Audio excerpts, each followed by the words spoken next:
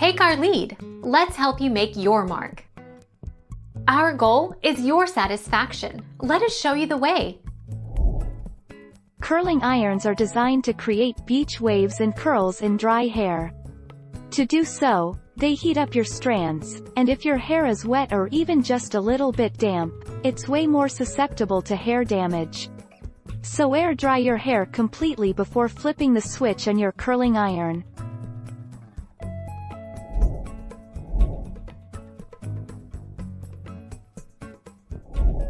Make your mark. Take our lead.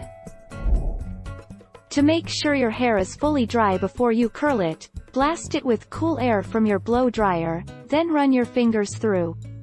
It is easier to feel any damp spots, especially in the underlayers, when the hair has been cooled.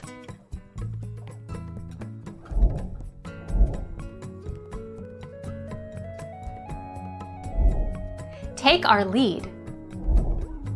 Depending on what works with your hair, apply a tiny bit of mousse prior to drying your hair.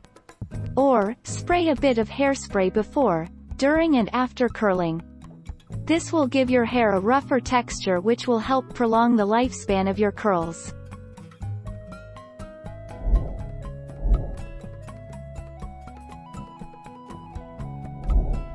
Take our lead. Drill it into your brain. You should hold an iron on your hair for 8 to 10 seconds max. You can hold it a little bit longer if your hair is resistant to curls or you want a tighter wave, Stone says.